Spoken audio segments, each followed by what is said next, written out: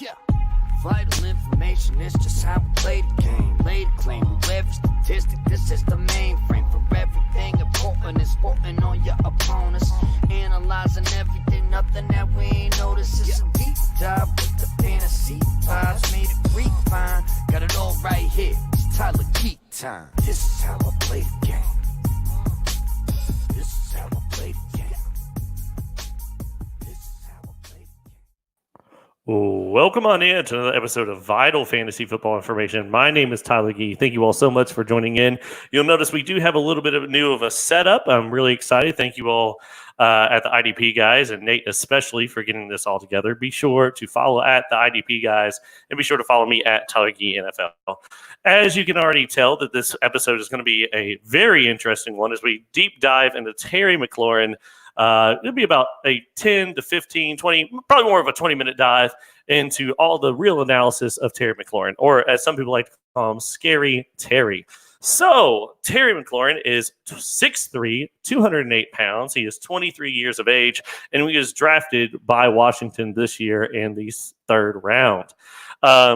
So the one thing that I think that we need to mention while I'm giving you all these stats is the fact that Terry missed week 4 with the tweaked hamstring. So a little bit of this information is a little skewed. But so far, Terry McLaurin has had 38 targets, 23 receptions, 408 yards, and 5 touchdowns. And that, of course, was in the 5 games because we missed one of those games in week 4. A little added on with the hamstring. I think it is noted that maybe, and it's important to know that there wasn't exactly a whole lot of problems when it comes to injuries in college. He was not a very injury-prone type athlete, so this isn't something that we should be largely concerned about. On those 38 targets and point, as of right now, he is wide receiver 14. But I think what's even more important is his points per game, because the points per game is going to be more indicative, especially when you have a player that has recently been hurt, and so he's kind of missing some points. Right now, in points per game, he is wide receiver 5, tied with DJ Chark, and both of them have around 18.8 points per game, which is a little misleading because the fact is that, you know, the fact remains is that the reason why that he is so high is because he has 5 touchdowns. So that's a little crazy. So then I was like, all right, well, let's go ahead and look at these touchdowns. Where does that rank as far as these 5 touchdowns go?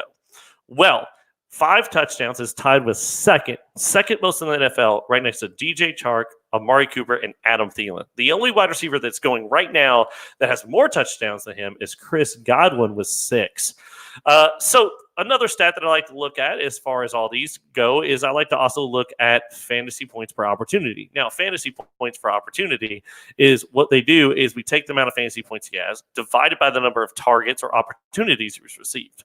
So far, Terry McLaurin has 2.4 fantasy points per opportunity, which in the last 8 years, looking at all the wide receivers and tight ends that had more than 25 receptions, that is 26th best. And that's within the last 8 years. What I thought was also kind of interesting was Juju Smith-Schuster's rookie year. Now, granted, this was for the whole year, not just a 5-game sample. His points per opportunity was 2.43, meaning basically, once again, he's getting more than almost 2.5 points of fantasy production for every target that he sees, which is kind of crazy. But this stat could be a little inflated by the fact that he has 5 touchdowns, which I think a lot of us aren't expecting for him to catch a touchdown every single game. I mean, 16 touchdowns is quite a bit. So one thing that I was kind of interested in, and of course, a good friend of the show, Peter Howard, oftentimes talks about, is the weighted opportunity ratio. And the weighted opportunity, what it does is it incorporates a player's target share and the share of air yards and kind of makes its own little number. For reference, most of your elite wide receivers are going to be hovering around the 70 mark when it comes to weighted opportunity ratio. Who is number 1 in the weighted opportunity ratio as of right now? If you thought it was Scary Terry, you're incorrect. The answer actually is Michael Thomas. Michael Thomas has a 0.77 weighted opportunity ratio, which is really high. Remember that elite level? There he is. Terry McLaurin is second. The dude is second with 0.69, right in front of Allen Robinson and Stephon Diggs, which I thought was kind of a little crazy. Honestly, this can be even more important of a stat than, I guess, an opportunity ratio, because an opportunity ratio is a little bit more crude, where weighted opportunity actually is something that we can, indicative of what's going to happen in the future. So let's talk a little bit about the team he's on, the situation he's in, the quarterback he has. Let's talk about that. I mean, these are all the stats of what he's done, which have been pretty amazing so far. But what about the future, and what can we expect on the team that he's currently on? So the Washington Redskins are currently being coached by Jay Gruden. Now, that's up for debate right now, honestly, because Jay Gruden is debatable of a good coach. Just to be honest, like, a lot of people are calling for the dude's head like mid-season. So it may end up going away. However, with Jay Gruden, I want you to think really quickly, okay, what is the best wide receiver that he has ever made, and what is his average wide receiver for fantasy purposes? The best wide receiver he has ever made was in 2012. He had a wide receiver 3, but that was when he was the offensive coordinator for the Cincinnati Bengals. What wide receiver did he have in 2012? Well, that was none other than A.J. Green. When he had A.J. Green on the team, he produced a wide receiver 3. The next year, it was a wide receiver 4. But then we see a different tale when he goes to Washington, as far as fantasy production goes. Wide receiver 23, 32, 22, 32, and then last year, 67. So I thought was really interesting was the fact that last year was the only year that Jay Gruden didn't produce a wide receiver that was a top, like a wide receiver 3. Like above the 32 or above 36.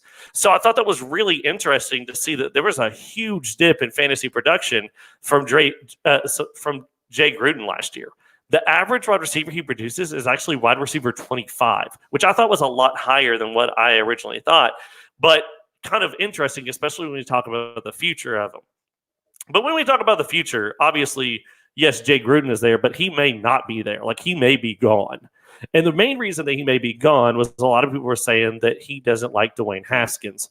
And I think what's really interesting about Scary Terry, or Terry Macklin, whatever you want to call him, is the fact that he did play with Dwayne Haskins, right? He played with Dwayne Haskins in college, but here's talking about a little irony thus far. He is yet to play with him at the pro level. That Dwayne Haskins has had one time that he got to play. It was week 4, once Case Keenum got benched. And that was the same week that Terry was out. Like, talk about just bad news bears. So Dwayne Haskins, when he did play, had 17 throws and nine completions. Not a very good completion rate. 107 yards and 3 interceptions. A lot of this we can say, well, okay, he's not a good quarterback, but maybe he just needs time. I mean, rookies take time, especially when they seem to have this carousel going on in Washington. And is Jay Gruden exactly the quarterback whisperer that's going to really take this guy to the next level? I did want to also mention, though, a little bit with Terry's stats in college. I went back and I looked at this. This is what I do on the show, is deep dive. That's the whole point. So looking at Terry's stats, being that we have very limited information in the pros, he played for 4 years at Ohio State. His sophomore year, he only played 6 games and did not have any yards, any receptions, nothing, just poop. That was his first year playing, 2015. 2016, he had 13 games, 11 receptions for 114 yards and 2 touchdowns, which is kind of amazing because if you think about it, the fact the guy had 2 touchdowns and 11 targets is a little insane. But so far, he's not looking that great, like, to be honest. What I thought was interesting is in 2017 and 2018, he takes a step forward. Now he's talking about 29 receptions for 436 yards with 6 touchdowns. And his final year, senior year 2018, he had 35 receptions, 701 yards, and 11 touchdowns, which, once again, 11 touchdowns on 35 receptions. That's a third. Almost a third of his catches were going for touchdowns, which to me is insane. So I was like, well, what happened? Why the increase from 16 to 17? Well, guess what happened in the year 2017? Dwayne Haskins became the quarterback for Ohio State. So there is a little bit of chemistry there. And going back in 2018, I was like, why wasn't, Terry McLaurin on our radar more? I mean, why was he a third-round pick? I know that when we talk about dynasty, we look at rookies all the time. And why wasn't he a rookie that kind of sprung up? The reason why is because the main wide receiver for Ohio State was Paris Campbell, who everybody was really excited about, and rightfully so. The guy had 90 receptions for over 1,000 yards and 12 touchdowns. But I thought what was even weirder to me is the fact that I keep saying, well, Terry McLaurin, his touchdowns have to go down, right? Like, he can't sustain these touchdowns, right? That's a lot of touchdowns. I keep saying the word. In 2018, I just said it, the dude had 11 touchdowns. He almost had the same amount of touchdowns as Paris Campbell. Now, why? I don't know. But the guy almost had the same amount of touchdowns on a third less of the targets, which is insane. For some reason, the guy just has a nose for the end zone. When he gets in the red zone, the guy's money. And apparently, the pros, it's transferring over nicely. So we've talked about the coach. We've talked about Dwayne Haskins. And even if it's not Dwayne Haskins, I think that the carousel of quarterbacks that they've been having with Case Keenum and Josh McCown, all these people that they just seem to keep rotating in and out, he's still being productive, which I think is supposed to be pretty interesting. So let's talk about also the market share, his snap percentage, all that jazz. So what is the lowest snap percentage that Terry McLaurin has ever had thus far in the NFL? The lowest snap percentage he's ever had came in week 3 at 89%. 89% of the snaps this dude was taking, and it was against the Bears. And I think a lot of that just had to be game script.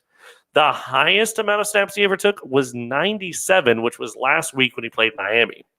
So then I was like, market share of targets. Who's leading the team in targets and who's leading with the biggest slice of targets? I'm sure you guessed at this point, it's Terry McLaurin. He has 22% of the targets, which is pretty good. Not amazing, but pretty decent, especially letting us know that he's that first target, I guess you could say. Another thing that I like to look at as far as everything goes is I also like to look at pass attempts for Jay Gruden and see if I can transfer that over as far as target percentage. So a pass attempts for Jay Gruden. What do you think the average pass attempts are for Jay Gruden? A lot of questions today.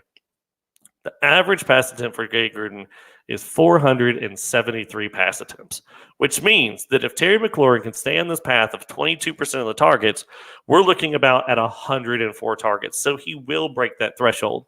Not as many as I would really like to have such a high-end wide receiver, but I don't even think anybody's trying to buy Terry or Scary Terry at a higher-end wide receiver. Last but not least, I think what's important is we do need to talk about the touchdowns as far as red zones. We just talked a lot about them. But right now, how many targets within the red zone do you think Terry McLaurin has? Right now, he leads the team with 6 red zone targets. He has completed 4 of them, which is kind of pretty awesome. It also lets us know that that's his first read, that it's not necessarily that they're throwing these touchdowns. Like he's getting, if he has 5 touchdowns, 4 in the red zone, or he's caught close to the red zone, it means that they're not exactly throwing him the ball deep and he just happens to take it to the house, which those are harder to predict touchdowns. Rather, it means that if he has 6 targets and 5 touchdowns and he's completing a lot of them, that he is the read in the red zone, which makes us be able to predict the touchdown a little bit more than we typically would think. So last but not least, I always try to end this whole thing with a prediction and a little bit of like, hey, here's what I would do, and here's some trades going on and all that jazz.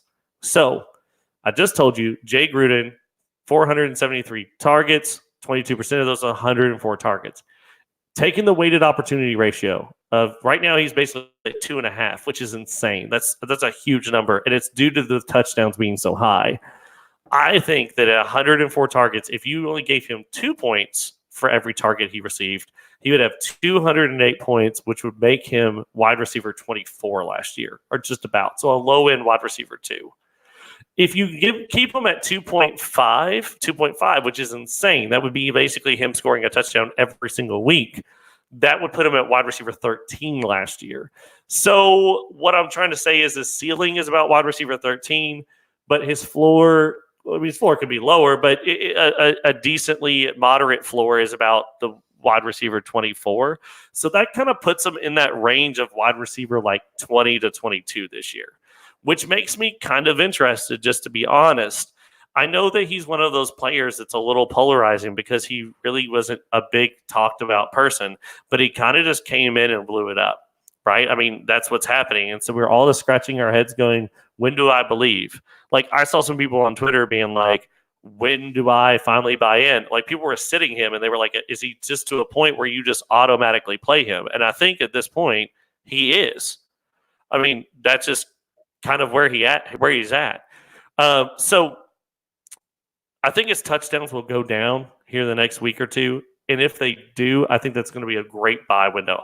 In redraft, I want to buy him, and I want to see if I can get him on the cheap. In Dynasty, though, I do want to buy him because I was looking at some trades in DLF, and I want you to kind of evaluate these trades as we go along. So one of the trades I saw was Will Disley, the tight end for Seahawks. I'm sure this is before he got hurt. Will Disley for Terry McLaurin. I will take Terry in that trade just because I don't know if I can believe in Will Disley enough. Another one, and this one was a head scratcher. It was Terry McLaurin for Robert Woods. That's so tough because I feel like there's a chance that Robert Woods comes back, and I love Robert Woods. But on the other end, I think that Terry McLaurin could be the number one wide receiver for that team, but it's on a team that's in shambles. We've got a quarterback we're unsure of. We got a coach that could be fired here any week now. I mean, it could happen anytime.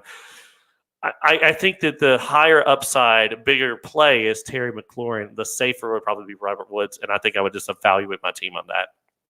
Other trades I saw Terry McLaurin and a second-round pick for Stephon Diggs. This may have happened before Stephon Diggs blew up, so that's maybe something interesting. I probably would take the Diggs side in that. Christian Kirk for Terry McLaurin. Now, this one also was a head-scratcher. And I can see very much where, if you're drafting, if you had to redraft your dynasty league, where this would actually be really close. I might be more interested with Kirk just because there's less moving variables with Kirk. I feel like he's being so productive with Larry Fitz there, but eventually Larry Fitzgerald will retire, or at least we think. Maybe him and Frank Gore just never die and just run out into the sunset together. I don't know. But I kind of feel like there's less chaos with Christian Kirk than there would be with Terry McLaurin. Last but not least, it was Derrick Henry and Jimmy Graham. I will gladly take the Terry side. I'm not a big Derrick Henry believer. I think Terry McLaurin has to be something special. With his weighted opportunity ratio the way it is, just take about the touchdowns. Touchdowns, yeah, they'll regress. I mean, they will. But the weighted opportunity ratio is a really good way to determine how well everything's going. One last thing I want to end on is just some really interesting tweets that I kind of found along the way, and I'll be sure to shout out those people. A guy that I follow at MVS Scouting. Through 6 weeks, Terry McLaurin ranked among rookies with at least 10 receptions. Here's his ranking. First in receptions, first in air yards, fourth in yards per reception, first in yards per game, first in touchdowns, first in receptions, and within 20 yards, and first in first downs. Guy's a stud.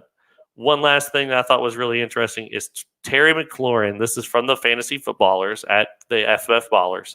Terry McLaurin has the fourth most receiving yards through the first 5 games of an NFL career.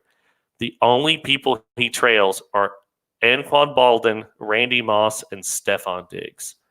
I think that we kind of have a similar situation of an underdog that could do really well, and I think to buy him would be a really smart move.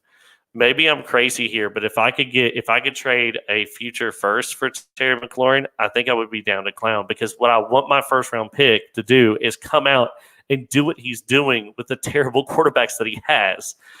Maybe that's a hot take, but that's kind of where I'm at. Guys, thank you so much for tuning in to Vital Fantasy Football Information. My name is Tyler Ghee. Be sure to follow me at Tyler Ghee NFL.